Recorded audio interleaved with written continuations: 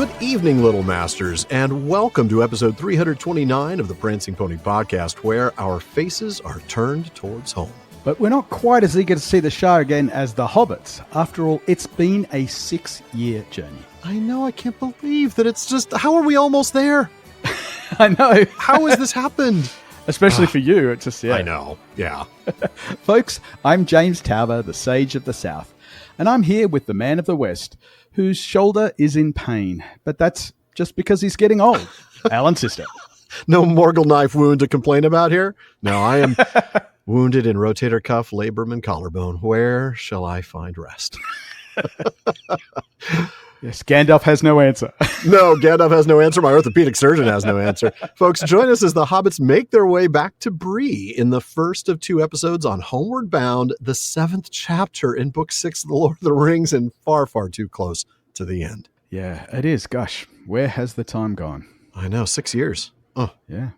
No matter how you arrive, folks, you are all welcome here in the common room. At the Prancing Pony Podcast, we're reading and talking our way through Middle-earth with plenty of speculation and bad jokes along the way. That's right. We love deep dives into the lore. We love talking about our favorite themes and a whole lot more. But we try to keep it light and fun, like a couple of friends chatting at a pub. And we're glad you've joined us. And I'm sure you'll be glad you joined as well. But before we get to tonight's chapter discussion, it's time to revisit a segment that, well, we haven't done in a couple of months. This Week in Tolkien History. So we're going to go back to May 12th, 1915, a date when Tolkien paints a very significant watercolour and shortly thereafter writes a poem introducing some now familiar concepts and names. That's right. Now, at this time, the Great War is already underway, and Tolkien is relieved to find that he can prepare for the army while finishing his studies. As well as his studies, though, he is writing poems, and he's drawing and painting in a sketchbook that he has labeled the Book of Ishness. Now, this is at the height of his interest in the Finnish Kalevala. Tolkien had been working on a retelling of the story of Kullervo in the style of William Morris, and records show him borrowing Eliot's Finnish grammar multiple times during this period. In the Book of Ishness, he had painted a Kalevala-inspired work entitled The Land of Poya, which you can see on the cover of the published story of Kullervo that Verlin Flieger edited. Tolkien was, of course, also working on poems about Erestor. Which is pretty much what he did for about 70 years, from what I... Other poems from this time include Why the Man of the Moon Came Down Too Soon, and the first version of everybody's favorite, Tin Fang Warble. Now, Tolkien would often pair artwork with poems, and during the Easter break in 1915, he painted a watercolor entitled Tanakwi, and then a few weeks later wrote a matching poem, Kor, in a City Lost and Dead. And so we come to May 10th, 1915, when Tolkien paints a watercolor in the Book of Ishness depicting the elvish city of Kor. It's framed by 2 dying trees, out of which grow the moon and the sun. On the opposite page, he writes, The Shores of Faery. The poem is not written out here in the sketchbook until a couple of months later, but presumably the ideas existed with the watercolour. And it's possible he wrote the poem at the same time and we just don't have those early drafts. But the poem reads, East of the moon, west of the sun, there stands a lonely hill. Its feet are in the pale green sea, its towers are white and still. Beyond Taniquetil in Valinor. Comes never there but one lone star that fled before the moon, and there the 2 trees naked are that bore night's silver bloom, that bore the globed fruit of noon in Valinor. There are the shores of Faery, with their moonlit pebbled strand, whose foam is silver music on the opalescent floor, beyond the great sea shadows on the marches of the sand, that stretches on forever to the dragon-headed door, the gateway of the moon, beyond Taniquetil in Valinor. West of the sun, east of the moon, lies the haven of the star, the white tower of the wanderer, and the rocks of Eglamour. There Wingalot is harboured, while Eärendil looks afar o'er the darkness of the waters between here and Eglamour, out, beyond Taniquetil, in Valinor afar. I love that. Well, a little later, Tolkien would add a prose preface. Earendil the Wanderer, who beat about the oceans of the world in his white ship Wingalot, sat long while his old age upon the Isle of Seabirds in the northern waters, ere he set forth upon a last voyage. He passed Taniquetil and even Valinor, and drew his bark over the bar at the margin of the world, and launched it on the oceans of the firmament. Of his ventures there no man has told, save that, hunted by the orbed moon, he fled back to Valinor, and mounting the towers of Kor upon the rocks of Eglamour, he gazed back upon the oceans of the world. To Eglamour he comes ever at plenilune, when the moon sails a harrying beyond Taniquetil and Valinor. And I think we should all use the word plenilune far more often. Yes. This was written a couple of years before the Book of Lost Tales.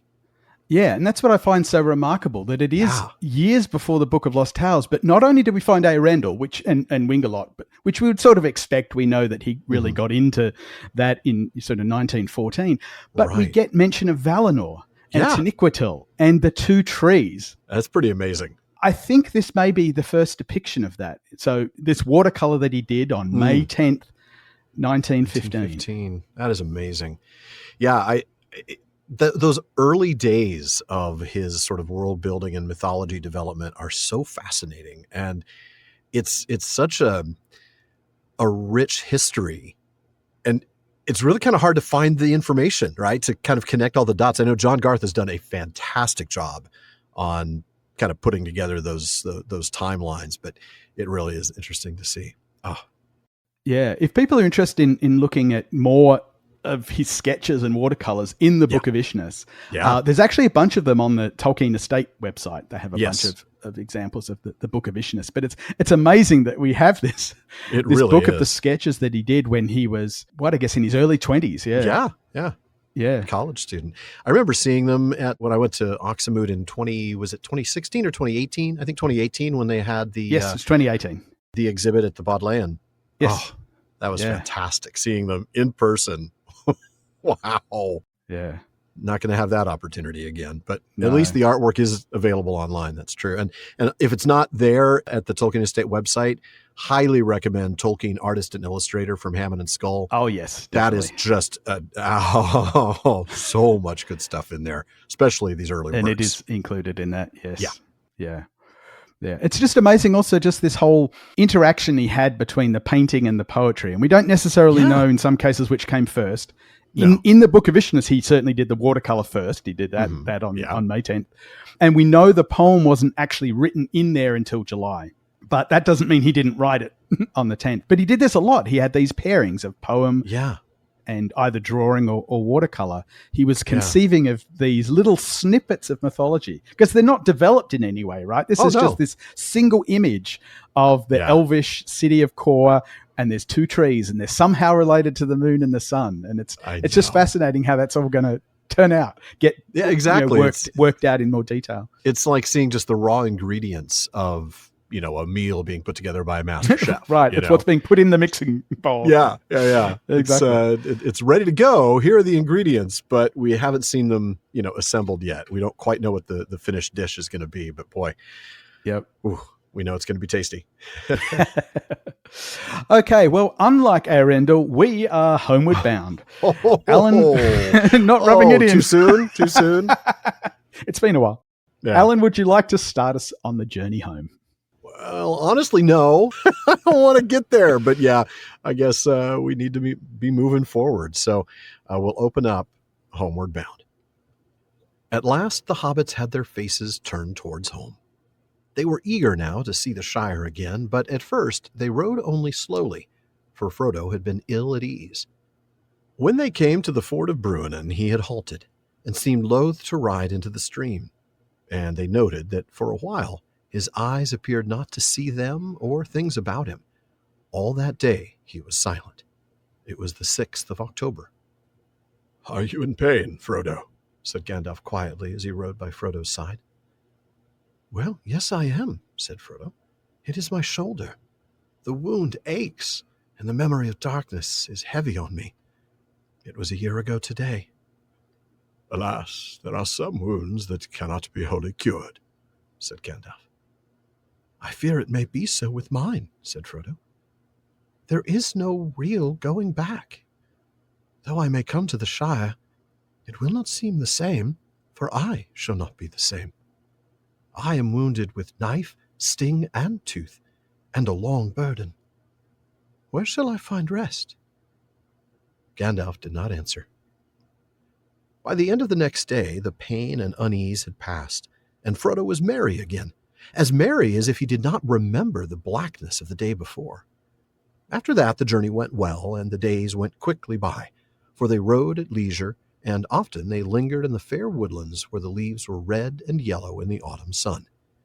At length they came to Weathertop, and it was then drawing towards evening, and the shadow of the hill lay dark on the road. Then Frodo begged them to hasten, and he would not look towards the hill, but rode through its shadow with head bowed and cloak drawn close about him. That night the weather changed, and a wind came from the west laden with rain, and it blew loud and chill, and the yellow leaves whirled like birds in the air.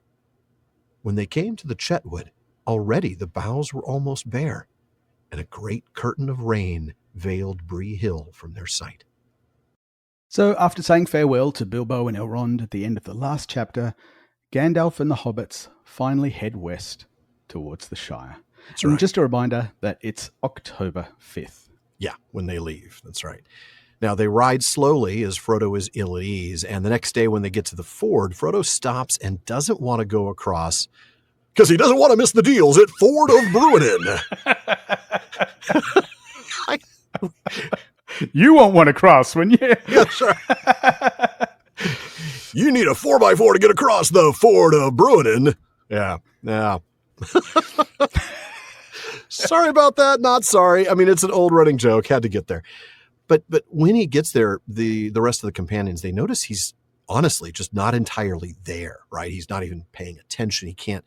The look in his face is something's wrong, deeply wrong. Yeah. And he also doesn't talk at all that entire day. He's really gone quiet. Yeah. And the text gives us a clue and an explicit reason shortly, which I'm sure we'll want to talk quite a bit about. It's quite a bit. October 6th. That's right. That is, of course, the 1-year anniversary of the date that Frodo was stabbed with a Morgul blade atop Amonsul, Weathertop. Yeah.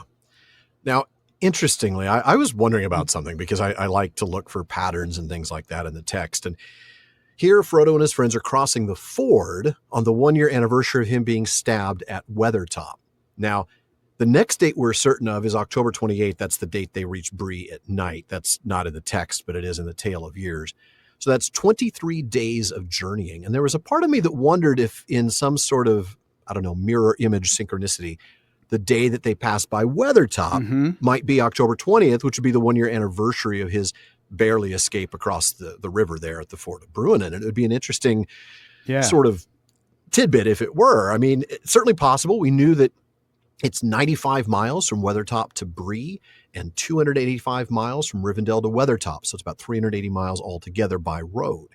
Certainly a 23-day total journey with the last third of the mileage from Weathertop suggests it's certainly possible. 15 days from Rivendell to Weathertop, then 8 days from there to Bree. I actually started to get kind of excited, like, ooh, I mean, I found something I haven't seen anybody talk about. Then I looked at the chronology of the Lord of the Rings, right? What Hammond and Skull call Scheme, but now is published available, separately in Tolkien Journal, I think, right? Tolkien Studies Journal, as that little addendum. It's its own volume of book. Right. And unfortunately, Tolkien did have a date in mind for the passing of Weathertop, and it's October 23rd. So no, I went all that way for nothing. There is no mirror image synchronicity in that, but it was an interesting thought. Incidentally, that scheme, I had an opportunity to see, not the real thing, but at least images of it when I was at Marquette. Yeah, that was one of the things I deliberately looked up on the Anduin system. Wasn't it even when I'm trying to remember? There were elements. It was up on it was up on display at the exhibit. At the exhibit, yeah. But I had to go back and actually take notes from the thing because obviously I didn't have time at the exhibit. No, when you're looking at it at the exhibit, notes, you don't. You're not breaking out the journal and writing notes. Right. You're just having the emotional experience. Yeah, oh my exactly. But this was an opportunity to actually take notes. So yeah. If I ever make it there, I would love to dive into Anduin and sort of, look at things like the chronology. I've always liked timeline stuff, right? Because it shows just how attentive to detail Tolkien was. Yes. And it's so much fun to dig into that and to look into it. That's why when the chronology came out, I just could not get it fast enough. I remember ordering it right away. And it was funny because the fine folks at the press, they shipped me a copy, and 2 months later I didn't have it.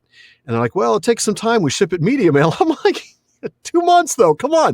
So they sent me another copy, and I waited another 6 weeks and it still didn't show up. So they sent me a third copy. Oh, and then all 3 copies showed up in a 2-week span. I don't know where they all got stuck. I was like, well, okay. I'm actually potentially going through that right now with the second boxed edition of the History of Middle-earth. Yeah. Blackwell's shipped it from the UK. It arrived in the US at the beginning of April. Oh my goodness. And the tracking status just says awaiting pickup from USPS. So it's sitting in some warehouse somewhere for the last 3 weeks. But anyway. Oh my goodness, that's wild. I do hope that by the time this episode airs, you have received it. I hope so too. Anyway. Well, I guess we'll find out. Oh my goodness. All right. Oh, we'll keep all the listeners please up to do. date with it. Yeah. We've got a couple more episodes to go.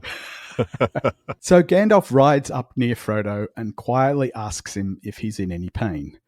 Frodo answers that the wound in his shoulder hurts. Yeah.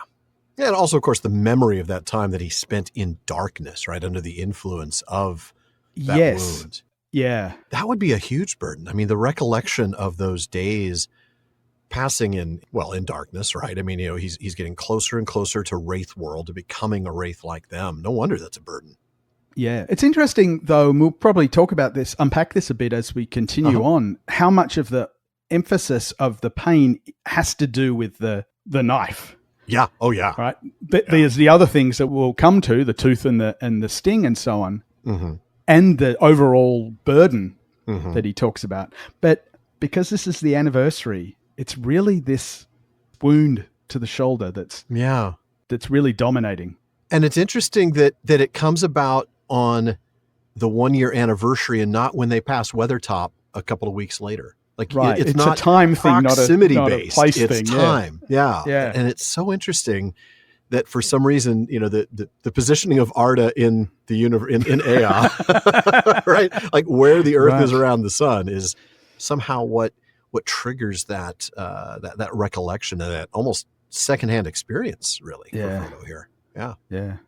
Well, speaking of that knife, James, do we want to go head back and head back to A Knife in the Dark and maybe revisit that? So from Book 1, Chapter 11, A Knife in the Dark, after Frodo's put on the ring, he saw 5 tall figures, 2 standing on the lip of the dell, 3 advancing. In their white faces burned keen and merciless eyes. Under their mantles were long grey robes. Upon their grey hairs were helms of silver. In their haggard hands were swords of steel. Their eyes fell on him and pierced him as they rushed towards him. Desperate, he drew his own sword, and it seemed to him that it flickered red as if it were a firebrand. 2 of the figures halted. The third was taller than the others. His hair was long and gleaming, and on his helm was a crown. In one hand he held a long sword, and in the other a knife. Both the knife and the hand that held it glowed with pale light. He sprang forward and bore down on Frodo. At that moment, Frodo threw himself forward on the ground, and he heard himself crying aloud, "O Elbereth, Gilthoniel!" At the same time, he struck at the feet of his enemy. A shrill cry rang out in the night, and he felt a pain like a dart of poisoned ice pierce his left shoulder. Oh man, what a terrifying moment. And of course, this stuck with him for a long time. In the next chapter, Flight to the Ford, we read that the pain of his wound was slowly growing, and a deadly chill was spreading from his shoulder to his arm and side. I don't think that word choice was any accident. A deadly chill certainly references that poisoned ice feeling from the... Exactly. Can I just stop and ask a question here? Because I want to get your opinion, get listeners thinking about this. Unlike the movie, it seems to me, and I think Corey has talked about this, the stab is in the back. Yes, I was about to say that exact same thing, because he's just leapt forward. He's leapt forward on the ground. Yeah, exactly. So he's like bringing the knife downwards onto the foot of the enemy. He misses, of course, just tears the robe. But it's because of that angle, there's no way he's getting stabbed in the front of the shoulder, because the ring wraith would have to be leaned over and Frodo would fall on the tip of the blade. Yeah. No, this is coming from behind. It's hitting him, Yep. in the shoulder blade. Yeah, no doubt he's attacked from the back in that regard. Yeah. Yep. So Aragorn finds the knife that wounded him, and as he holds it up, the blade vanishes like smoke. So yes, just like the film in that regard. I was going to say the film gets that. They got that one right. Strider says, "It was this accursed knife that gave the wound. Few now have the skill in healing to match such evil weapons." So after that, they begin their journey to Rivendell from there. And then we read, before the first day's march was over, Frodo's pain began to grow again.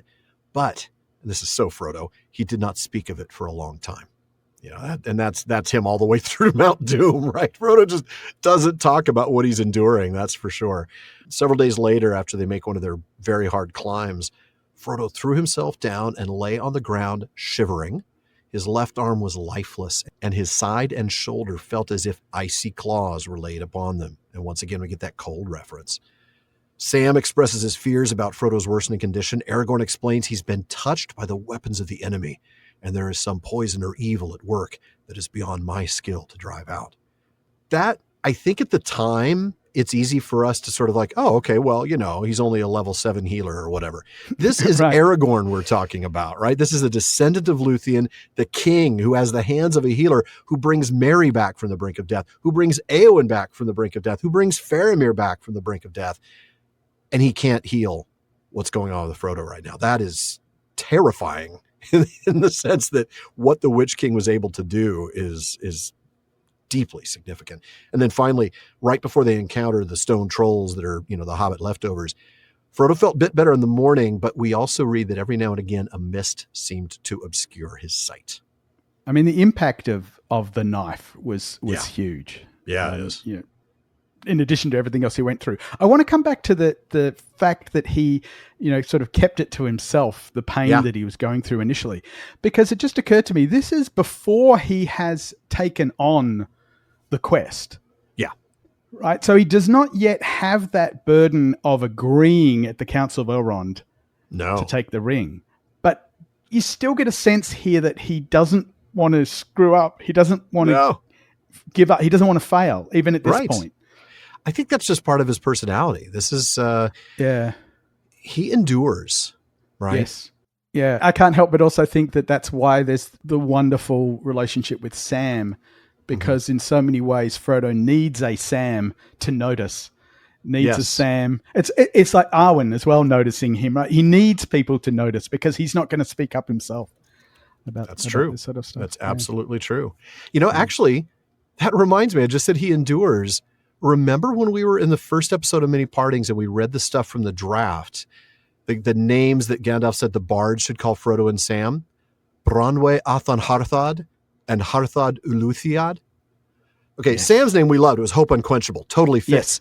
Yes. Do you remember what Bronwe Athan Harthad translates to? It was endurance beyond hope. That is Frodo in a nutshell, isn't it? Absolutely. And we see it right from here. Even, as I said, even before he's committed to the quest. Exactly. Exactly. That is just who he is. And it's a quiet suffering for sure. Yeah. Yep. So after they encountered Glorfindel on October 18th, so 12 days after Frodo was stabbed, he felt a great weariness come over him. Ever since the sun began to sink, the mist before his eyes had darkened, and he felt that a shadow was coming between him and the faces of his friends. Now pain assailed him, and he felt cold. So again, it's always this ice, this cold reaction. Then even Glorfindel could do nothing, saying, "Handle the hilt as little as you may.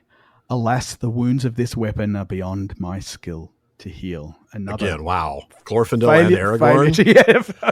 Wow, if you you're in could have trouble, man. Any two people, exactly, yeah. Later in Book 2, Chapter 1, Many Meetings, we learn from Gandalf that Frodo was beginning to fade. Yeah. He explained to the Hobbit, "The wound was overcoming you at last. A few more hours, and you would have been beyond our aid." Elrond tended to Frodo's care for days, 4 nights, 3 days, as Gandalf explains, before he found a piece of the blade still embedded in Frodo's flesh, working its way inward. That is terrifying. That's worse than you've been through, Alan. Oh, yeah. Yeah. I mean, I have a metal plate in my collarbone now, but it's a lot bigger than the tip of a knife blade, but it is not made out of any sort of Morgul metal. It's No comparison, Alan. No. It's just titanium, really. No big deal.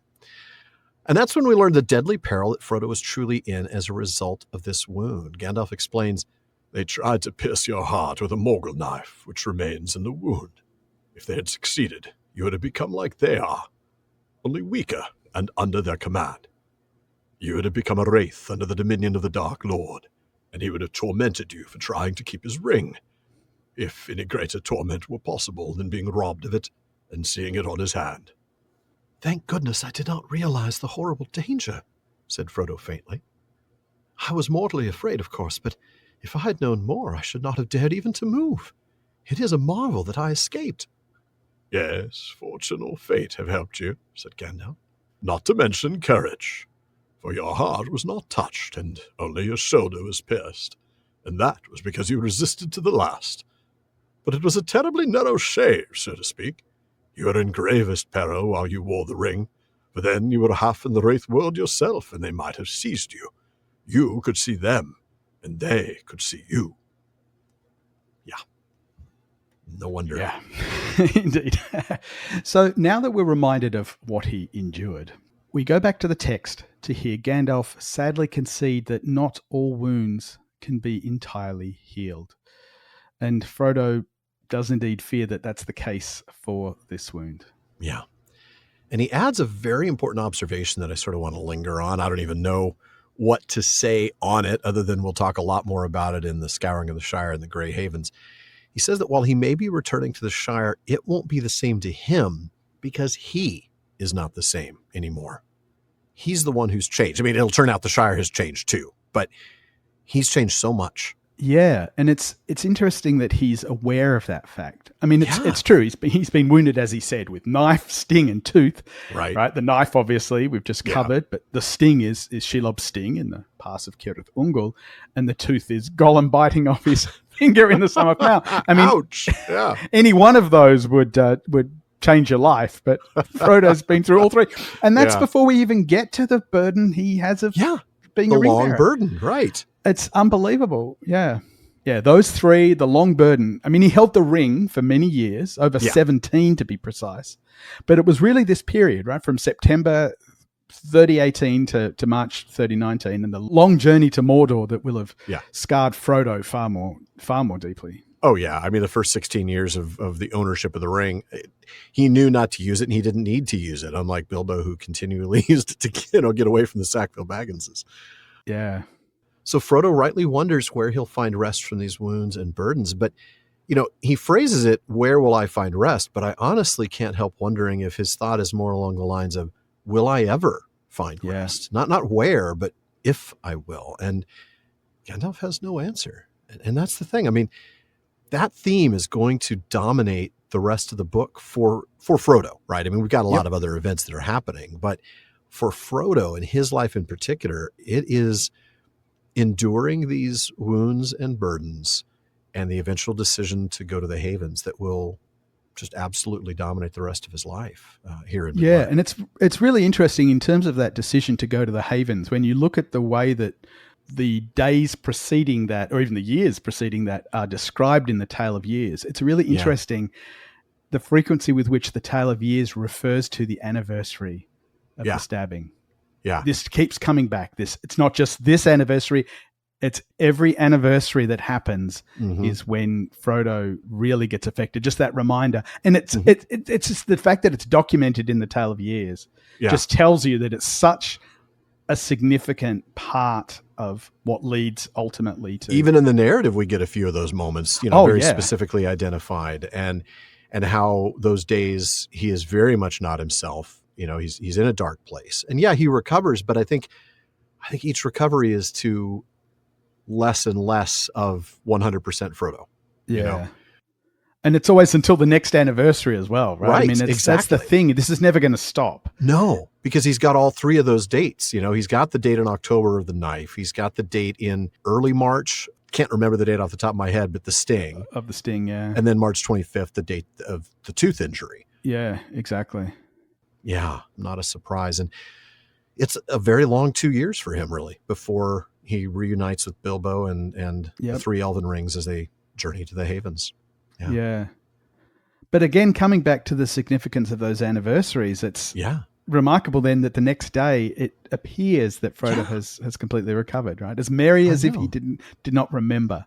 That's something. Right? And I don't think we see that in the next anniversaries. Like we don't see, him coming back to 100%. We see him coming back to 90 or to 85. Right, exactly. Yeah.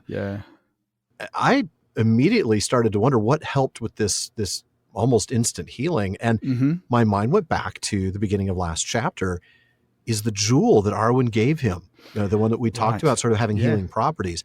Is that part of what's healing him here, I wonder? Yeah. It certainly can't hurt. Right. It maybe this is just the first time that this is happening to him, and so he is able to bounce back more effectively. But wow, I'd like to think the jewel has something to do with it. Yeah, I guess at this point as well, this is the first anniversary. Yeah. And so he's not experienced that this is going to be a lifelong thing yet. Right. And sort of the second time it comes round is when it would really exactly. Because he experiences the one with the sting, and then he experiences the March 25th one. And then he experiences this a second time, and that's when he knows I'm going to have to go through this for the rest of my life. Although even then, we've seen he suspects that he's never going to recover. No, by then that's when he starts to talk about Sam, about how the Shire has been saved, but not for me. And that is that's a heartbreaking moment every time I read it. Oh yeah. Considering what he gave up in order to save the Shire. Well, not surprisingly, after his recovery, the rest of the trip goes pretty well. The days going by quickly as they take their time in a really beautiful land that we have not seen. Exactly. It's most of what we see is entirely new to them, as they had to traverse the distance between Weathertop and Rivendell almost entirely off-road the first time round, in plenty of rainy weather too. Yeah. Rough circumstances from Rivendell to Bree, or at least certainly to Weathertop. Right. Yeah. That was a really unpleasant time. Yeah. Yeah. But now they come to Weathertop the other way, and the place that holds terrifying memories for Frodo. Oh, yeah. Yeah. He's definitely in a hurry to put that place behind him. And he just puts his head down as they go past. Yeah. And as we pointed out earlier, the chronology of The Lord of the Rings tells us that today, as they pass by Weathertop, is October 23rd. That's 18 days after they set out from Rivendell, which means they've been covering something a little less than 16 miles or a little bit more than 25 kilometers per day. So a really leisurely pace. I mean, on horseback, right? You could cover this much on foot. Yeah, indeed. And the weather changes. We get a strong wind from the west carrying autumn rain, stripping the trees bare. That's right. And we go back to the chronology again in that entry for October 23rd that explains that's when they pass Weathertop. We also read, the weather then changes and they ride more quickly. They reach Bree on evening of 28th. Now, we know it's 95 miles from Weathertop to Bree, so that means they increased their pace a bit to about 19 miles a day, about 30 kilometers a day. So that's a 20% increase in pace. Still, though, not a hard, difficult ride. Yeah, I guess at this point, there's no particular urgency. No. I mean, they want to get back. They know there's... Right, it's just Sam was like, we got to leave. Yeah, exactly. But there's not like a panic, like, we got to hurry, we got to make this fast. Yeah. Right. They certainly don't know what's... Well, no. they're going to find in the Shire at this point. But, the rain is heavy enough at this point that as they approach Bree, the hill is completely obscured by the falling rain. Yeah. It's, typical autumn rainy weather. And of course, the ad break is not completely obscured by the falling rain, but we will come back right after it.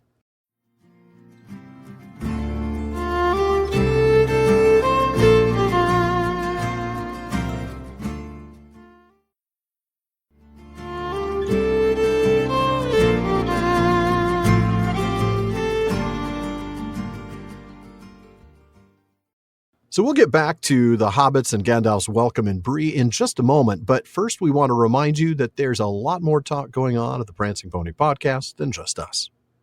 The PPP has an amazing listener community. They're always coming up with great questions and discussions across all our social media spaces. Check out our common room on Facebook, our dedicated subreddit, Twitter, and more. Now on Facebook, just look for the Prancing Pony podcast. Follow the page to get the news and episode releases, but you're really going to want to join the group to get in some great discussions. Or if you prefer Reddit, find us there at r/prancingponypod. On Twitter and Instagram, we're simply at prancingponypod. And don't forget that you can get daily Tolkien content when you subscribe to Today's Tolkien Times on YouTube and all your favorite podcast apps. It's my short format daily show with everything from Mailbag Mondays to Fandom Fridays. Be sure to check it out at youtube.com/@TolkienTimes and follow @TolkienTimes on all your social media. Well, James, as they approach Bree and some really unexpected changes, would you pick us up? I'd be delighted to. So it was near the end of a wild and wet evening in the last days of October. The 5 travellers rode up the climbing road and came to the south gate of Bree. It was locked fast and the rain blew in their faces, and in the darkening sky low clouds went hurrying by, and their hearts sank a little, for they had expected more welcome. When they had called many times, at last the gatekeeper came out, and they saw that he carried a great cudgel. He looked at them with fear and suspicion, but when he saw that Gandalf was there, and that his companions were hobbits, in spite of their strange gear, then he brightened and wished them welcome. "Come in," he said, unlocking the gate. "We won't stay for news out here in the cold and the wet, a ruffianly evening. But old Barley will no doubt give you a welcome at the pony, and there you'll hear all there is to hear." "And there you'll hear later all that we say and more," laughed Gandalf. "How is Harry?" The gatekeeper scowled. "Gone," he said. "But you'd best ask Barliman. Good evening." "Good evening to you," they said, and passed through. And then they noticed that behind the hedge at the roadside a long, low hut had been built, and a number of men had come out and were staring at them over the fence. When they came to Bill Ferny's house, they saw that the hedge there was tattered and unkempt, and the windows were all boarded up. "Do you think you killed him with that apple, Sam?" said Pippin. "I'm not so hopeful, Mr. Pippin," said Sam. "But I'd like to know what became of that poor pony. He's been on my mind many a time, and the wolves howling and all." Well, wolves howl when they are about to have an appetizer, so I think maybe Bill's, toast, but no. Hopefully we'll find out later. The last days of October here are spelled out both in the Tale of Years and in the chronology. It's the evening of October 28th.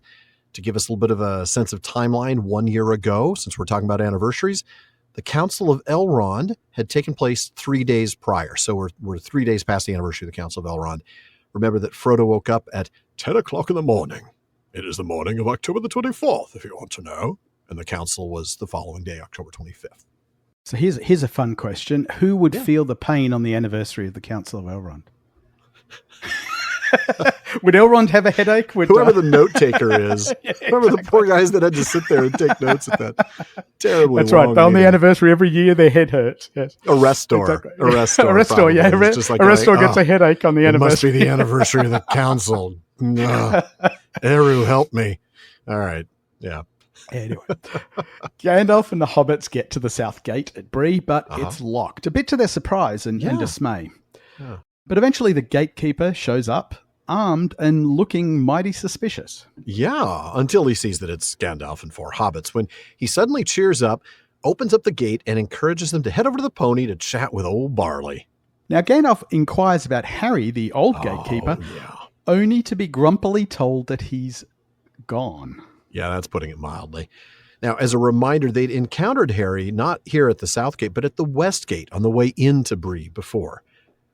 They came to the West Gate and found it shut. But at the door of the lodge beyond it, there was a man sitting. He jumped up and fetched a lantern and looked over the gate at them in surprise. "What do you want, and where do you come from?" he asked gruffly. "We are making for the inn here," answered Frodo. "We are journeying east and cannot go further tonight." "Hobbits! 4 hobbits! And what's more, out of the Shire by their talk," said the gatekeeper, softly, as if speaking to himself. He stared at them darkly for a moment, and then slowly opened the gate and let them ride through. "We don't often see Shire folk riding on the road at night," he went on, as they halted a moment by his door. The encounter continues. "You'll pardon my wondering what business takes you away east of Bree, and what may your names be, might I ask?" "Our names and our business are our own. and this does not seem a good place to discuss them," said Frodo, not liking the look of the man or the tone of his voice. "Your business is your own, no doubt," said the man, "but it's my business to ask questions after nightfall." "We are hobbits from Buckland, and we have a fancy to travel and to stay at the inn here," put in Merry. "I am Mr. Brandybuck. Is that enough for you? The Briefolk used to be fair-spoken to travellers, or so I had heard." All right, said the man. "I meant no offence, but you'll find maybe that more folk than old Harry at the gate will be asking you questions. There's queer folk about. If you go onto the pony, you'll find you're not the only guests." First of all, I like your Harry. He's very grumpy. I think he'd be cast in the next film. I like it a lot. Now, not that you really want that role. No. He has a fate, but later on in his eponymous chapter, Strider is explaining some things to the hobbits about the Black Riders and about their influence in Bree. He says, "But their power is in terror, and already some in Bree are in their clutch. They will drive these wretches to some evil work. Ferny and some of the strangers, and maybe the gatekeeper too. They had words with Harry at the West Gate on Monday. I was watching them.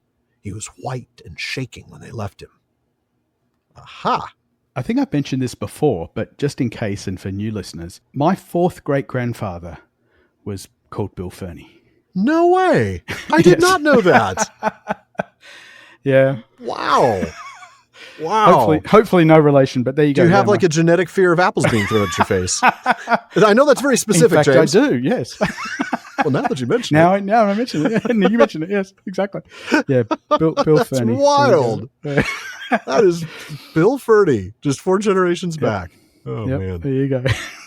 Anyway, it's interesting that Gandalf knew about Harry, presumably because Aragorn talked to him about the incident, perhaps as early as Rivendell. They go through the gate and they notice a new building, a long, low hut by the side of the road inside the gate. And there's a bunch of men there, not hobbits, looking at them. That's right. Now, they pass by Bill Ferny's house, which is at the south end of Bree, and it looks like a complete mess, maybe even that it's been abandoned. Spoiler, it has been. And that prompts Pippin to wonder if maybe Sam's apple-throwing skills are in fact fatal. Fatality. Imagining like one of the moves in Mortal Kombat, if you put Sam in there, is he hurls an apple with such velocity that like the guy's head just explodes. Sam, of course, expresses regret that is unlikely to be the case. Yes, unlikely indeed. Yes. But he sure would like to know what happened to the pony that he acquired indirectly from Bill and named after him after having to leave him quite literally to the wolves outside the doors of Moria. Oh my goodness, yeah. And here's a reminder about how they acquired the horse. After all, their ponies were driven off by thieves. Mm-hmm. In the end, there was more than 3 hours delay. Bob came back with a report that no horse or pony was to be got for love or money in the neighbourhood, except one. Bill Ferny had one that he might possibly sell. "A poor old half-starved creature it is," said Bob, "but he won't part with it for less than thrice its worth, seeing how you're placed, not if I knows Bill Ferny." "Bill Ferny?" said Frodo. "Isn't there some trick? Wouldn't the beast bolt back to him with all our stuff, or help in tracking us or something?" Yeah, we got GPS trackers on a horse in Middle Earth. I love it. Apple AirTags. Yeah, so exactly. You can find, find my horse. Which Sam threw at Bill's face, an Apple AirTag. But all right. There you go. There it is. Yeah, come there you full go. circle. Everything combines. So Aragorn has thoughts on this. "I wonder," said Strider, "but I cannot imagine any animal running home to him once it got away. I fancy this is only an afterthought of kind Master Ferny's, just a way of increasing his profits from the affair. The chief danger is that the poor beast is probably at death's door. But there does not seem any choice. What does he want for it?" Bill Ferny's price was 12 silver pennies, and that was indeed at least 3 times the pony's value in those parts. It proved to be a bony, underfed, and dispirited animal, but it did not look like dying just yet.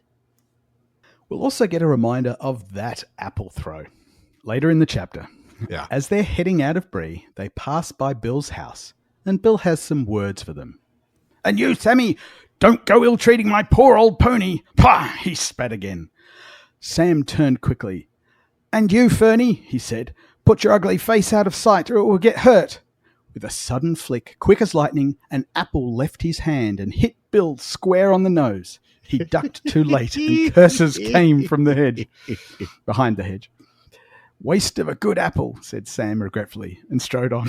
Oh, I love that. I love that Sam's worried about the wasting the apple. Dang it. Yeah. I mean, those things taste good, but, I bet it felt really cathartic to throw that at Bill Ferny. And finally, I think we really do have to revisit Sam leaving Bill the Pony in Book 2, Chapter 4, A Journey in the Dark. By this point, Bill has gone with them all the way to Rivendell and then was part of their journey south to the Gates of Moria. "But you can't leave poor old Bill behind in this forsaken place, Mr. Gandalf," cried Sam, angry and distressed. "I won't have it, and that's flat, after he's come so far and all." "I am sorry, Sam," said the wizard, "but when the door opens, I do not think you will be able to drag your Bill inside, into the long dark of Moria. You will have to choose between Bill and your master." "He'd follow Mr. Frodo into a dragon's den if I'd let him," protested Sam. "It'd be nothing short of murder to turn him loose with all these wolves about." "It will be short of murder, I hope," said Gandalf. He laid his hand on the pony's head and spoke in a low voice. "Go with words of guard and guiding on you," he said. "You are a wise beast and have learned much in Rivendell. Make your ways to places where you can find grass, and so come in time to Elrond's house, or wherever you wish to go.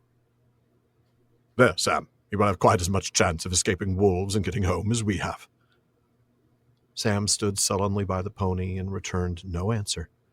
Bill, seeming to understand well what was going on, nuzzled up to him, putting his nose to Sam's ear.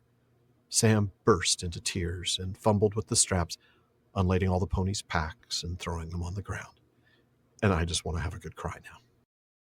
Yeah, no, I was going to add one of the saddest things is it's not like they even get a proper goodbye because, of course, what happens is Frodo gets grabbed and Bill just bolts. And so it's not even a proper goodbye. And they get shoved in the door. They don't get that proper goodbye at all. No, they don't. But it's a better goodbye than the one Ralph Bakshi gave him in the animated film, The Lord of the Rings. There, we cut from a scene of the Watcher in the Water's tentacles about to wrap themselves around Bill. And then scene cut, and they're inside the... You're like, are you kidding me? Oh my gosh, that's terrible. What did you do that for? The wolves don't even get him. What's left is in the Watcher, man. Oh, thanks, Ralph. Yeah. Anyway, we will learn what happened to Bill, both the pony and the unpleasant man targeted by Sam's not quite fatal apple throw, later on. Ah, the Bills. Not the Buffalo team that plays football either. Sorry, yeah. Anyway, would you like to continue with the reading from this chapter? I would. At last they came to the prancing pony, and that at least looked outwardly unchanged, and there were lights behind the red curtains in the lower windows. They rang the bell, and Nob came to the door, and opened it a crack and peeped through. And when he saw them standing under the lamp, he gave a cry of surprise. "Mr. Butterbur, master," he shouted, "they've come back." "Where have they? I'll learn them," came Butterbur's voice, and out he came with a rush, and he had a club in his hand. But when he saw who they were, he stopped short, and the black scowl on his face changed to wonder and delight. "Nob, you woolly-pated ninny," he cried. "Can't you give old friends their names? You shouldn't go scaring me like that with times as they are. Well, and where have you come from?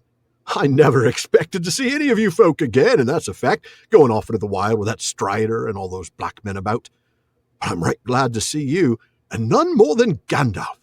Come in, come in. Same rooms as before?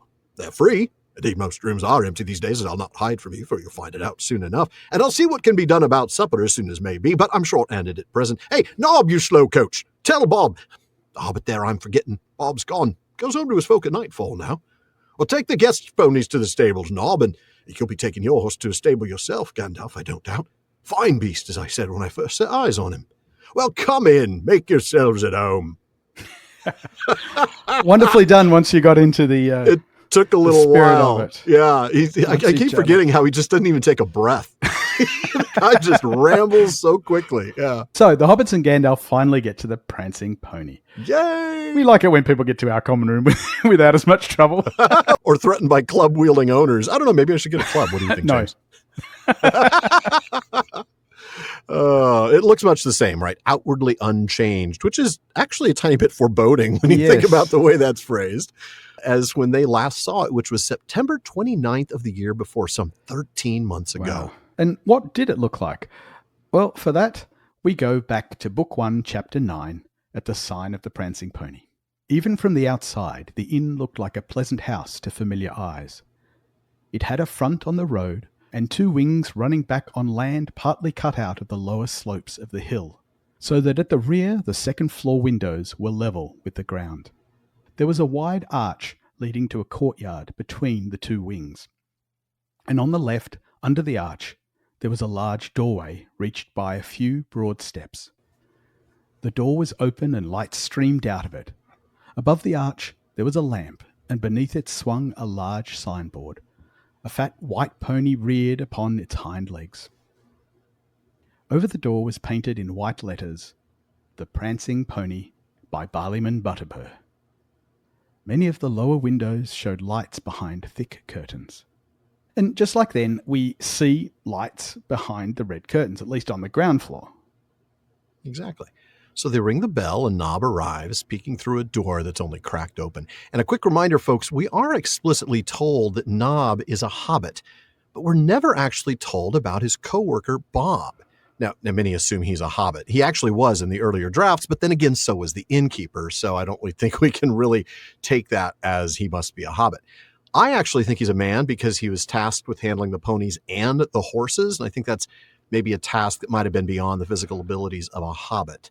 What do you think, James? Well, I thought there was an unstated rule that if it rhymes, they're related. They're the same? I don't know. I'm kidding, of course. It's just Tolkien does. Well, there's a rule I said unwritten. How do I respond to that? Wow. I mean, it's true. We get a lot of rhyming names where they're brothers and so we on. do. That's true. I don't know. I mean, I take your point that it's not a job for hobbits handling horses. Yeah, full-size horses.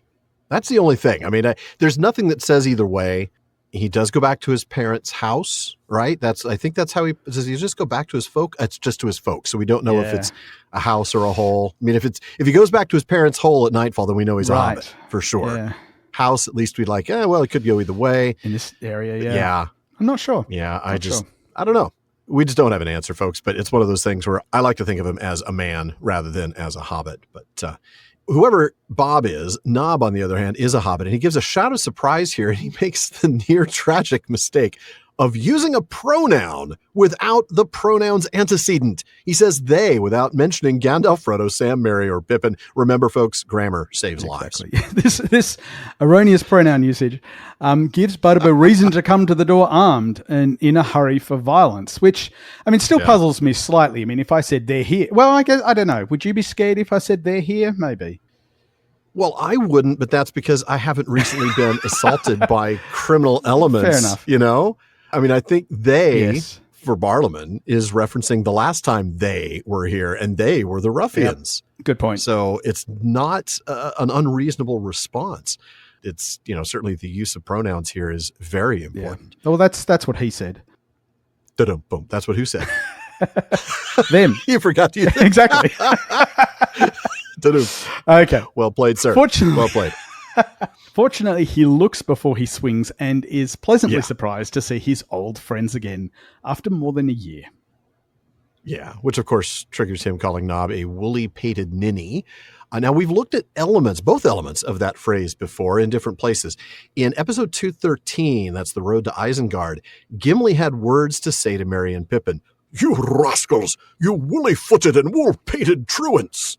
So there's your wool-pated. Yes, and not much later, in episode 226, covering the taming of Smeagol, Sam repeats his father's kind words. "You're nowt but a ninny hammer, Sam Gamgee. That's what the gaffer said to me often enough," it being a word of his. Such an encourager, that guy. Now, as a reminder, woolly-pated, when we talked about Gimli's words, or wool-pated at that point, simply refers to the wool-like nature of hobbits' curly hair, because the pate is the top of the head. That word actually dates back all the way to the early 1300s and is of unknown origin. And ninny means simpleton or fool, dating from the 1590s, possibly a misdivision of an innocent. So that happens when you aren't sure if it's an innocent or a ninnocent. Yes, you get exactly. that in a whole bunch of words in English where it's unclear where the N attaches to. Is it right? Is it the end of the article or is the beginning of the noun? And we get words like apron, which is actually related to napkin. But what happened with apron was the N got dropped off the start because it was accidentally assumed to be part of the article. Oh, how fascinating. I did not know that. There's lots of words like that. We even get it if you ever hear somebody say they split another, they'll say a totally nother, right? Yeah. Again, it's just us not knowing where that split is before the end. And that's exactly what's gone on here with, you get an innocent and you're not sure if it's an innocent or an innocent. Yeah. And so now we have an innocent, which is a ninny. Right, exactly. Yeah. That's the theory anyway. Right. The online etymology dictionary says there may be influence in the Italian word nino for baby or child, which is cognate with the Spanish niño. But anyway, let's hope Barliman is as generous with his pay as he is with his insults. Well, why use the name at all?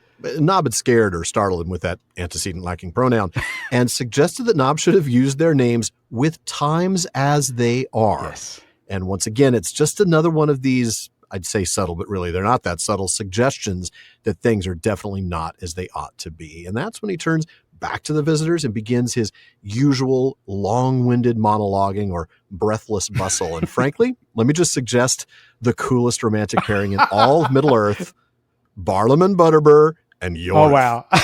I love it. Nobody's going to get a word in edgewise with these two. That's for sure. So much fun, though. Oh. I'm going to set them up for that's just phenomenal. Yeah. There's some fanfic for you right there. You better be a good dialogue writer because there's a lot of it. Get to it, folks. Okay. So he asks where they've come from. He admits that he never thought he'd see them again, going off with Strider, followed by the Black Riders. Yeah. I mean, the chances weren't good at that point. But he's happy to see them, especially Gandalf. Apparently, room occupancy is low, so there's plenty of rooms available. At good rates. At good rates. Staffing issues, though, are a problem, right? So dinner, kind of 50-50. We'll have to see about that. Bob, after all, leaves at sundown to go to his parents' place. And, well, we're not going to trust Nob to stable Shadowfax. He can stable the Hobbit's ponies, once again leading me to theorize that perhaps Bob might have been able to stable Shadowfax. But let's be honest, that's like asking the valet to park your Bugatti. I don't care how good the valet is, you probably want to park it yourself. Yeah, I think Shadowfax and Barliman knows. I think Shadowfax it's can probably Shadowfax. park himself. I think Shadowfax would be like, I got this, man. Right. I got you. I'll just take care of myself. He's got the fully automated driving option. Shadowfax does. Oh no! Don't you dare compare him to a Tesla. Shadowfax is a far better horse. Completely agree. I'm sorry. I wouldn't dare. He goes running into a pole on the way out of the parking lot. Gets stuck when somebody's got stop written on their t-shirt or something. Anyway. In the paragraph we skipped, as if we needed reminding, the narrative reminds us that Barliman hadn't changed in his long-winded ramblings. Really, I'm surprised. But indeed, the place was otherwise eerily quiet, even the common room. Yeah, and then we get that final line about Barliman's face appearing more careworn. And that's for good reason, as we'll see. James, would you go ahead and skip a paragraph and then pick up with the conversation with Mr. Butterbur? As they expected, Mr. Butterbur came to the parlour after supper to see if all had been to their liking, as indeed it had. No change for the worse had yet come upon the beer or the victuals at the Prancing Pony at any rate. "Now, I won't make so bold as to suggest you should come to the common room tonight," said Butterbur. "You'll be tired, and there isn't many folk there this evening anyway. But if you could spare me half an hour before you go to your beds, I would dearly like to have some talk with you, quite like by yourselves." "That is just what we should like too," said Gandalf. "We are not tired. We have been taking things easy. We were wet, cold, and hungry, but all that you have cured. Come, sit down, and if you have any pipeweed, we'll bless you. Well, if you'd called for anything else, I'd have been happier, said Butterbur. That's just the thing we're short of, seeing how we've only got what we grow ourselves, and that's not enough. There's none to be had from the Shire these days, but I'll do what I can. When he came back, he brought them enough to last them for a day or two, a wad of uncut leaf. Southlinch, he said, and the best we have, but not the match of South Farthing, as I've always said, though I'm all for Bree in most matters, begging your pardon. They put him in a large chair by the wood fire, and Gandalf sat on the other side of the hearth, and the hobbits in low chairs between them, and then they talked for many times half an hour, and exchanged all such news as Mr. Butterbur wished to hear or give. Most of the things which they had to tell were a mere wonder and bewilderment to their host, and far beyond his vision, and they brought forth few comments other than, "You don't say!" often repeated in defiance of the evidence of Mr. Butterbur's own ears. "You don't say, Mr. Baggins, or is it Mr. Underhill? I'm getting so mixed up. You don't say, Mr. Gandalf. Well, I never. Who'd have thought it in our times?" But he did say much on his own account. Things were far from well, he would say. Business was not even fair. It was downright bad. "No one comes nigh Bree now from outside," he said. "And the inside folks, they stay home mostly and keep their doors barred. It all comes of those newcomers and gangrels that began coming up the Greenway last year, as you may remember, but more came later. Some were just poor bodies running away from trouble, but most were bad men, full of thievery and mischief." Thievery and mischief indeed. Well, we did skip a paragraph at the beginning, and there we read that Gandalf and the hobbits follow Barliman down to the same parlor that they used a year before, but even they can tell something is up, right? Things are different. Barliman's putting on a brave face. This is the beginnings of, or I should say the continuation of, the hobbits and Gandalf recognizing that there is something deeply wrong. Initially, they're quiet about it and they wait, presumably because they know Barliman can't keep quiet about anything for very long. That's true. That's true. Picking up where we read, apparently they did get something to eat after all, because Butterbur had come back after supper to check in on them. That's right. We have a brief customer survey we'd love for you to complete. If you can't give us 5 stars, please be sure to tell us why. On a scale of 1 to 10, how likely are you to recommend the Prancing Pony podcast to a friend?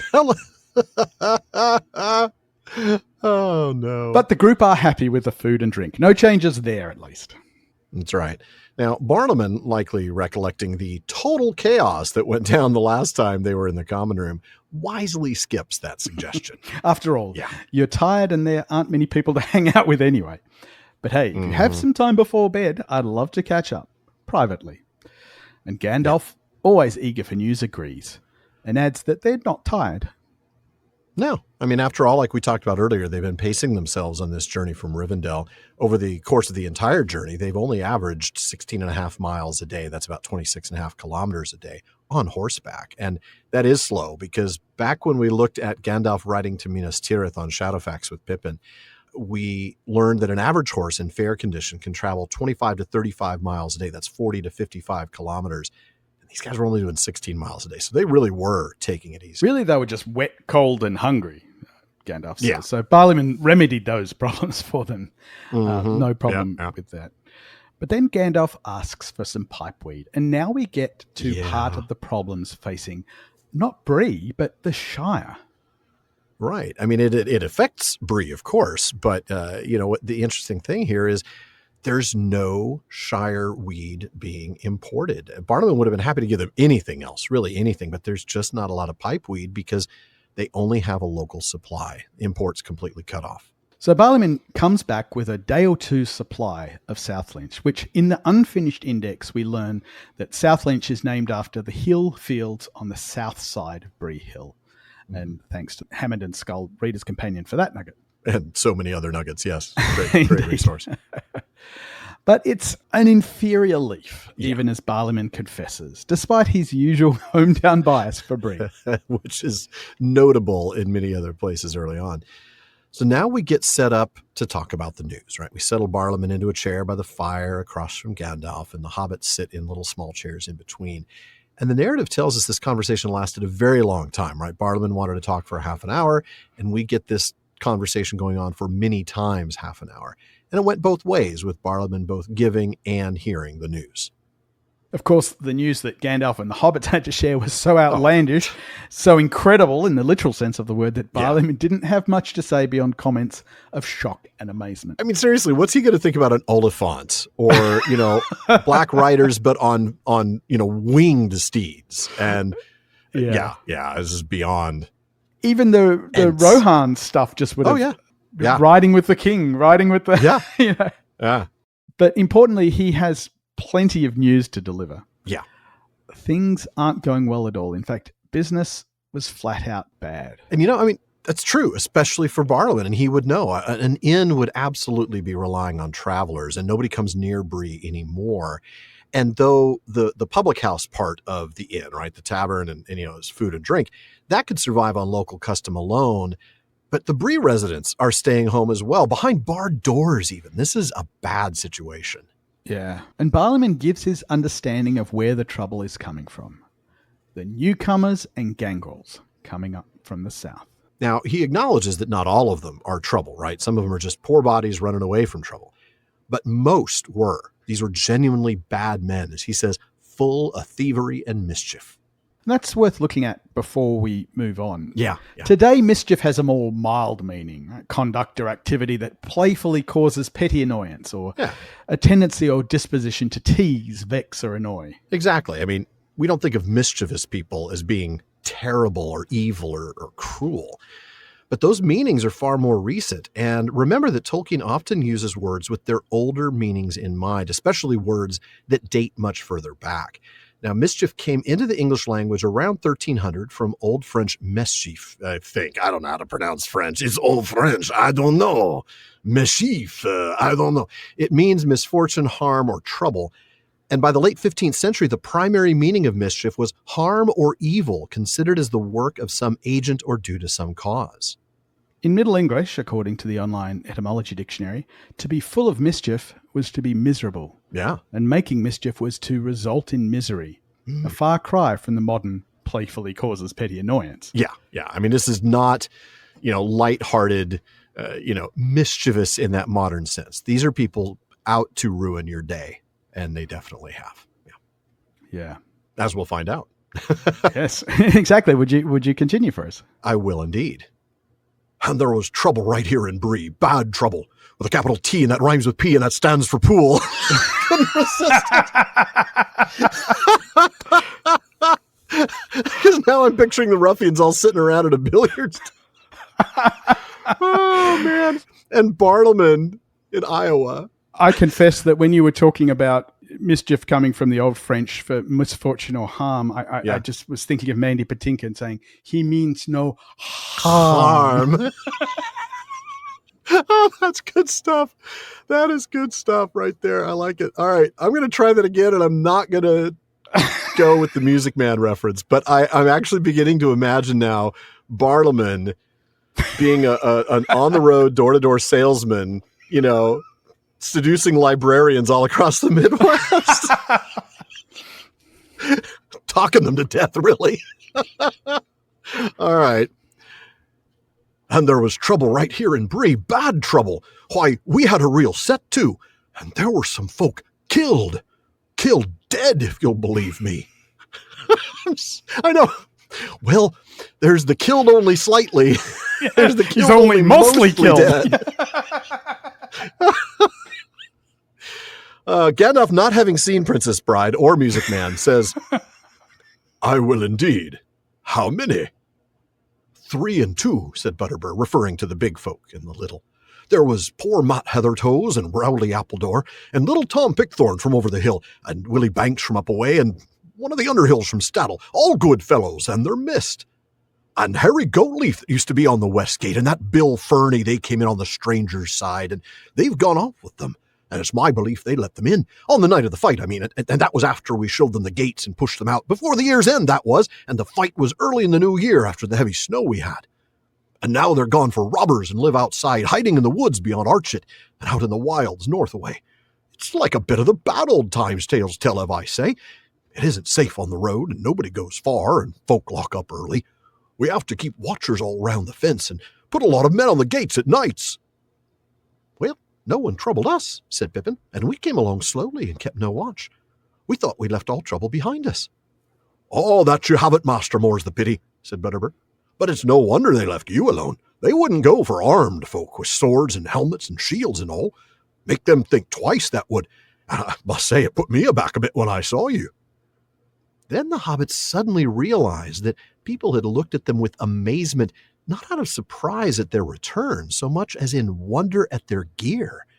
They themselves had become so used to warfare and to riding in well-arrayed companies that they had quite forgotten that the bright mail peeping from under their cloaks, and the helms of Gondor and the Mark, and the fair devices on their shields would seem outlandish in their own country.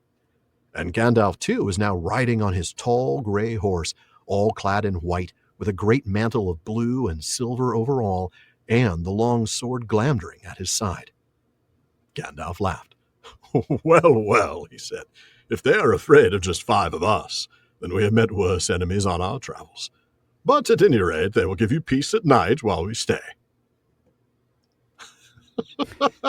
That section was a lot funnier than it had any right to be. Yeah. So while we're still listening to Barliman explain just how bad things have been, he drops a relative bomb. Yeah. People have been killed. And not just killed, but killed dead. Oh my goodness, killed dead? Previously, they were only mostly killed. But these ones were killed dead. A rarity, one imagines. Especially Have fun storming dead. the pony. So Gandalf asks how many, and the answer is 3 men and 2 hobbits. And Butterbur gives us their names, well, mostly. The men were Matt Heathertoes, Rowley Appledore, and Tom Pickthorn, while the hobbits were Willie Banks and an unnamed Underhill. How do we know which is which? The first suggestion is the way Butterbur has ordered them. He says 3 and 2, and then he gives 3 names and 2 names. Yeah. Also, it's pretty clear that Underhill would be a hobbit. And if we go back to At the Sign of the Prancing Pony, we read that the hobbits living in or near Bree had natural names, such as Banks, Brockhouse, Longholes, Sandheaver, and Tunnelly, along with several Underhills from Stadel. So right above that, in the same paragraph, we learn about the naming traditions of the men of Bree, who seemed all to have rather botanical and, to the Shire folk, rather odd names, like Rushlight, Goatleaf, Heathertoes, Appledore, Thistlewool, and Ferny. So 2 of the dead men's names are in that very list, Heathertoes and Appledore, and the third, Pickthorn, certainly fits in with that theme. One interesting twist, though, is that when Tolkien was working on his nomenclature, he said that this name, talking about Heathertoes, was presumably a joke of the big folk, meaning that the little folk, wandering unshod, collected heather twigs and leaves between their toes. They were apparently good fellows, even if Barliman can't remember the first name of the dead Underhill. I know. That cracked me up the first time I read that. Well, we've got, poor old Matt Heathertoes and Rowley and little Tom Pickthorn. Tom was such a great guy. Then there's Willie Banks and one of the Underhills. Yeah, good. My best friend, what's his name? Shoot, I can't remember. I mean, poor Underhill. There's like a memorial, and it's got like full sculptures of their faces and their first and last names, and then there's just like a random some Underhill, yes, unnamed Underhill. But of course, there weren't just good fellows here in Bree. Bree was not entirely on the side of good. We had Harry Goatleaf and Bill Ferny, and they joined in on the side of the ruffians. And in fact, Barliman believes they were the ones who let them in. Yeah. And I mean, given Harry's position as a gatekeeper, that seems a reasonable conclusion to draw. Sure does. But now both have gone off with the ruffians. Now, I have to admit, Barliman's timeline is a little bit confusing because he's so rambly and run-on sentency. It's a little bit confusing as to what he's talking about. But it looks like there was a time in the fall when the ruffians that were among the Southerners, or at least most of them, as Barliman says, were kicked out of Bree. That's what he means by showed them the gates. But then they came back and were let in by Harry and Bill when that big fight took place. And that appears to have been in early January. And that's when the 3 men and the 2 hobbits passed away. So it looks like there were those 2 incidents. First, we get all the bad guys out of town. Second, the bad guys come back and are let in by Bill and the gatekeeper. Yeah. And after the fight, the ruffians, including Harry and Bill, are living out in the woods on the far side of Archet to the northeast of Bree. Right. Barliman says this is a little bit of the bad old times in the stories. He's not wrong, and it's just a reminder of how fragile the peace was here in the first place. That's true. I mean, think back to the Council of Elrond, Aragorn talking, and he says, "Strider I am to one fat man who lives within a day's march of foes that would freeze his heart or lay his little town at ruin if he were not guarded ceaselessly." Yeah, definitely a fragile piece. And these ruffians aren't even those foes that would freeze his heart, right? These are low-level enemies in comparison to those foes. But Barliman is beginning to have that firsthand experience that the rest of Middle-earth has frankly been dealing with for a very long time. Yeah. I mean, you get the impression he didn't necessarily appreciate how much Strider and the Rangers were doing to protect You don't know what you got time. Till it's gone. Yeah, exactly. Yeah. You know, the road now isn't safe. No one can travel far anymore. People get in their homes and lock up early. Yeah. The city has to put watchers on the fence and lots of men on the gates at night. My goodness. Of course, now I'm thinking lots of men on the gates at night. I'm going back to Princess Bride, and I'm thinking of the Holocaust cloak. Extra 20 and putting an extra 20 men on the gate. Exactly. The dread pirate Roberts is here for your souls. I love that scene. Man, I haven't quoted that film so many times in a single episode in a very long time. It's a lot of fun. Pippin. Bless your heart, Pip. Sweet, naive Pippin. He seems surprised by this. After all, well, we were on the road. We didn't encounter any trouble, and we didn't set up a watch, and we were moving slowly. Yeah. Yeah. You were moving slowly on your Humvee with your right, exactly. M16s all carrying around. Yeah. And Barliman has to explain, the ruffians wouldn't pick a fight with you. You've got swords and armor. And that sort of strength would make them think twice. Right, as it typically does, which is why bullies don't pick on anybody their own size or armed. Right.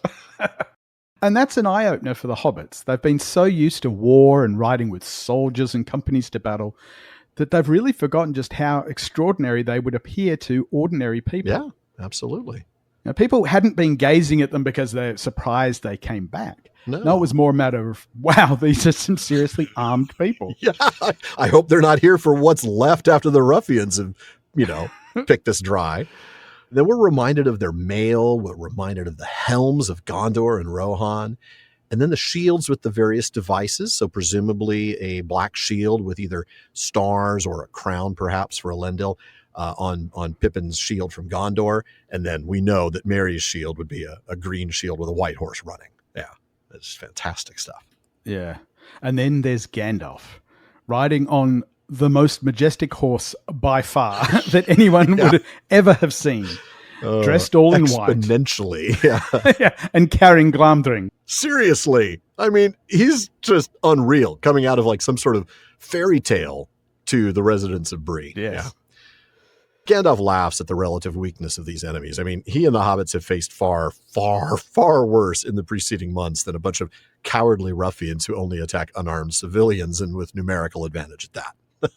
And he knows their presence, their heavily armed presence, will provide a bit of security for Barliman and the prancing pony while they stay. That's true, which was definitely not the case before. If you remember, with the Black Riders, they weren't afraid. Well, of course, Gandalf wasn't there. I think they might have been had Gandalf been present. And that's a very interesting what if, had he been with them. But their presence before actually put the pony at risk. Their presence now helps protect the pony. It's an interesting little flip.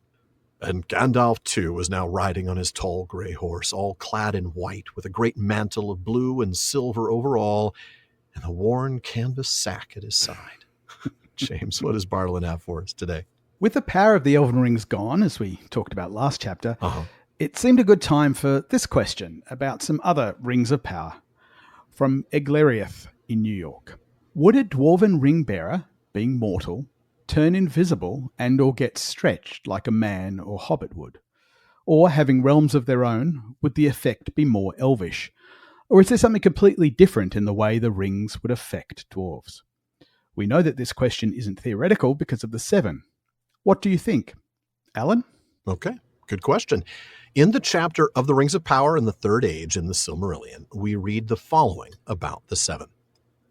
7 rings he gave to the dwarves, but to men he gave 9, for men proved in this matter, as in others, the readiest to his will. And all those rings that he governed he perverted, the more easily since he had a part in their making. And they were accursed, and they betrayed in the end all those that used them. The dwarves indeed proved tough and hard to tame.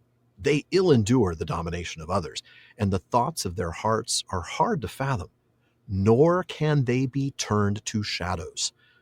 They used their rings only for the getting of wealth, but wrath and an overmastering greed of gold were kindled in their hearts, of which evil enough after came to the prophet of Sauron.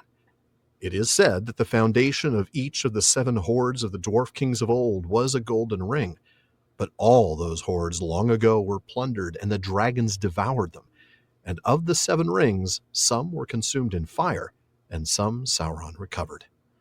Now, I emphasized it as I was reading, but please note it says, nor can they be turned to shadows. So we know that at the very least, wraith-making is not an effect that the 7 would have had on the dwarves. And I think it's important to emphasize that there probably isn't any difference between the 9 given to men and the 7 given to dwarves. So it's not like the 7 didn't have a wraith-making capability. It's because of the men. And I think that's why it's not 8 and 8, because the text says men proved in this matter the readiest to his will. So I'm going to give more to the men. Exactly. Because they're going to be more effective. Let's still do it to the dwarves, but we're not going to do 50-50. Right. It's important to note that the 16 were all originally intended for elves. Exactly, yeah. Right? Which was Sauron's plan B after he failed to win Gil-galad and Elrond over with his charm. His charm. His charm. He doesn't mean any harm. Giving those 16 to the dwarves and men was really plan C, or maybe even plan D, depending on where you place Celebrimbor in all this. How about we place him on a pole? Really high up over a pole. Oh, dear me. Ouch. Poor pincushion. Yeah. Oh man. Dear. Anyway, the Rings of Power continues with this description of the effect of the rings on men, just as a contrast to what we just read about dwarves. Men proved easier to ensnare. Those who used the 9 rings became mighty in their day, kings, sorcerers, and warriors of old. They obtained glory and great wealth, yet it turned to their undoing. They had, as it seemed, unending life, yet life became undurable to them. They could walk, if they would, unseen by all eyes in this world beneath the sun, and they could see things in worlds invisible to mortal men. But too often they beheld only the phantoms and delusions of Sauron. And one by one, sooner or later, according to their native strength and to the good or evil of their wills in the beginning, they fell under the thraldom of the ring that they bore, and under the domination of the one which was Sauron's. And they became forever invisible, save to him that wore the ruling ring, and they entered into the realm of shadows. The Nazgul were they, the ringwraiths, the enemy's most terrible servants. Darkness went with them, and they cried with the voices of death. But that list of effects, unending life, being unseen in the seen world, seeing things invisible to mortal men, those effects aren't mentioned for the dwarves. They're only mentioned in this contrasting section about men. Even coming under the dominion of the One does not seem to be an effect the dwarves experienced, although, of course, the single thing it did do to dwarves, making them more greedy, turned out to be sufficient. Exactly. For Sauron's purposes. It's sort of like unintended consequences. But yeah, I mean, in fact, we actually have bits in that passage that I read that suggest the exact opposite, right? They ill endure the domination of others. Okay, so they weren't going to be, ruled over by the One. And they used their rings only for the getting of wealth. So there's no seeing the unseen or anything along those lines. And we know that they are tough and hard to tame. So yeah, they were not impacted anywhere near the same. And then just to clear up any doubt that might be remaining, in Appendix A of the Lord of the Rings, we read that the only power over them, speaking of the dwarves, that the rings wielded was to inflame their hearts with a greed of gold and precious things. And just to be clear again, this is a property distinguishing dwarves and men, not distinguishing the 7 from the 9. Right. Because like you said, the 16 rings were the same. They're all the same. It's clear that the only power that it had over the dwarves, any of the rings would have had over the dwarves, is that greed for gold. Now, the same is presumably true of the One Ring too, if wielded by a dwarf. That's something that I'm interested in. I'm interested in that too. Because the effect of the One Ring on men or hobbits is pretty much what any of the except for the invisibility, right? It's the instant invisibility. I think that's true potentially of any of them, though, right? Well, that's true. Eventually, you fade. If you're a man or a hobbit and you're wearing one of the 9, we're told though they could walk if they would, unseen by all eyes. Oh, if they would, so they could choose to disappear. Yeah. Okay, so it's like a voluntary. Interesting. That's a good point. No, that's a very good point. I don't think what the One Ring does to you is that different. Other than the dominion over the others, it doesn't seem like it's that different from any of the other rings. No, I think you're right. It's not a qualitative difference, but it's a quantitative difference, right? Yeah. So maybe you wouldn't be able to, by choice, walk unseen. You would automatically walk unseen. Right. You wouldn't have a choice of seeing things in the Wraith world. You would automatically see things in the Wraith world. You wouldn't be able to choose that. So for a dwarf, does that just simply mean that the One Ring would make them even more greedy? Even more greedy. Yeah, I would think so. I mean, it's going to enhance. It's going to be a stronger version of the rings that they had been given. So if we think of the One Ring in reference to the 9 and what it did to those men, where it gave them great power, it gave them the ability to be, rulers over their people. Yep. And then extended their lifetimes. Well, we know the One Ring did that. Look at Gollum's lifespan. Look at even Bilbo's lifespan to an extent. So in this case, I think you just take the same effect, and you amplify it. Exactly. So they become, whatever dwarf would have carried it, might not have turned invisible, but would have become even more greedy than those who had the 7. The lack of invisibility is an interesting one, though, because one of the reasons given for why the invisibility happens is this whole moving from the seen to the unseen world and so on. Why wouldn't that happen to dwarves? They are mortal, as the questioner pointed out. They are. But is it that they're just so much more strongly tied to the scene? I think, to Arda itself. Remember, they have a different origin story than both men and elves. And I think that is something that could easily be overlooked when considering the effect of the ring on them. The fact that they're made by Aule, I know they're not literally made of stone, but certainly the elves' origin myth for them is that they, after they die, they go back to the stone of which they're made, all that. Right. But I do think they are more closely tied to the physical nature of Earth than, let's say, the hobbits and the men. And not only more closely tied to the physical world, but also less tied to the unseen. Yes, exactly. You almost have to think of it as a percentage. If they're 70%, tangible physical Earth, then they're going to have a smaller spiritual presence, right? The Wraith world presence. Yeah. Yeah. I mean, I know that's speculative, but I sort of feel like we're on decent ground when we speculate there that the difference in their very nature and in their creation and origin and how they were made as a result means that the impact of the one would have been very different. But as for the 7, that's very clear. I mean, 100%. We have no doubt as to the limits of the power of the 7. Man, good stuff, though. Good question. And folks, that wraps it up for another episode of the Prancing Pony Podcast. But come back again next week when Sam gets great news about an old friend. Ted Sandyman's here to visit.